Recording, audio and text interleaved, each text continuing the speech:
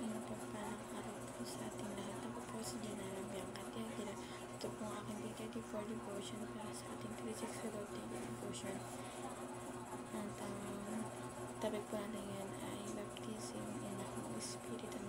At ang title po nito ay Baptism ng sa Spirit. Sa Espiritu. Ang Bible verse po ating natin sa 1 Corinthians chapter 1 verse 12 to 13. Sabi po dito, for we were all baptized by one Spirit, so as to form one body, whether Jews or Gentiles, slave or free, and we were all given the one Spirit today. At sa Tagalog naman po, maging Hudyo o Hentil, Pilipino o Malaya, tayong lahat ay binaptismuhan sa pamamagitan ng isang Espiritu upang maging isang katawan. Tayong lahat ay pinainom sa isang Espiritu. Sabi ko dito sa teachings natin ay teachings mo natin the baptism in the Holy Spirit. Sabi ko ito number 1, it is the indwelling presence of God. Observe, yung ibig sabihin indwelling na naninirahan sa ating presence dito, di ba? Ang sabi sa atin ito na hiram lang ang buhay kasi sila yun na lahat sa buhay natin. Hiram lang ito. Siya talaga ito nangyari kasi siya yung mga sa atin, di ba? Habang hindi tayo habang may nagkisa dito sa katawan natin, kasama na si Lord, pamagitan ng presence niya, ng Espiritu niya, iniwan niya sa atin bago siya umakat sa langit. Iniwan niya yung Holy Spirit dito sa atin upang sa meron maras pa rin natin yung buhay at taglayin pa natin yung buhay na meron siya. At number 2 po, it is the bondage breaking movement.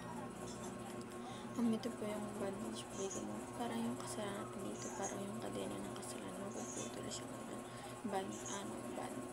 bondage breaking. Kasi yung Spirit ni God nasa heart natin, nasa puso natin, ng mga followers ng mga tao, diba? Yung mga pagkakasala natin, hindi napuputol na yun, diba? Kasi hindi lang tayo yung naninirahan sa katawan natin, kundi kasama na sa yung presence at ng Holy Spirit niya nasa puso natin. And number 3, it is the Spirit's enablement to live the life of Christ. Yung Spirit's enablement to live, yung Espiritu yung magiging way upang ipamuhay natin yung buhay na meron sila, diba? Kung paano siya makikitulong sa parang susunod yung kalooban ng Diyos. Masusunod siya kasi yung Espiritu niya na sabi ng Spirit enablement to live the life of Christ. And ang application sa mga bata nga ay number 1, ask God to break the bondage of sin in your life.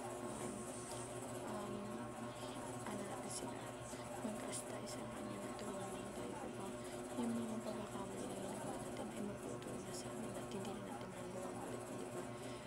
Yung ma-break na yung bondage na pinangahawakan natin sa kasalanan na yun kasi alam na natin na natubos na yun, Lord, na huwag na natin pahawakan na ilit naman natin yung mga kasalanan na yun kasi wala na yun matagal na yun at saka natubos tayo ni Lord yung pinapos sa krus. Kaya ngayon mag-pastor tayo Lord upang ma-break yung bondage na sa ating mga kasalanan, di ba? And number 2 po, believe that the Spirit's indwelling permanent. Itong maniwala tayo sa puso, sa buhay natin na permanent na nanahan sa atin ng Panginoon, yung presence niya at yung Holy Spirit na sa puso natin. Lagi natin isa sa isip at isa buhay na hindi tayo nag-iisa dito na pila na dalawang nagawa o walang susuporta sa atin. Nag-iisipin na kasama natin sa yung presensya niya at yung Holy Spirit niya na nanahan sa atin, diba? Kaya maganda na always positive lang tayo sa buhay kasi tayo mga followers natin na kung sino sa Lord at kung anong kayong gawin para sa atin. At last po, number 3, carry the life of Christ by the enablement of the Spirit. Ito po, ipamuhay natin ang buhay na meron si Lord. Alam natin hindi natin kaya at saka mahirap yun, diba? Pero dahil sa Holy Spirit na nananahan sa buhay natin, nasa puso natin, magagawa natin yan. Kaya iniwan niya Holy Spirit sa atin upang may guide tayo, di ba? Para yung buhay niya mapamuhay natin. Kasi kung tayo lang hindi natin kaya yun. Kaya sa tulong ng Holy Spirit, magagawa natin yun yung kung paano si Lord sa ibang tao. Magiging ganoon din tayo sa kanya. Sa ibang tao. Kung gaano siya kabait, kung gaano siya mahal, kung gaano siya kahambal, magiging ganoon rin tayo.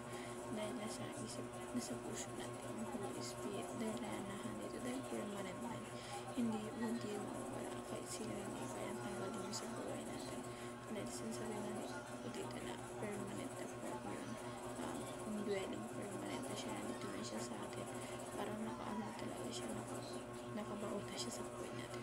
Araw-araw natin ito kasama, forever natin ito kasama, di ba? Forever na nahan ito sa Lord sa buhay natin. And sa puso natin. Kaya huwag natin isipin na mag-isa tayo sa buhay dahil kasama natin sa palagi. Hindi naman po ang aking Bible devotion ngayong araw sa community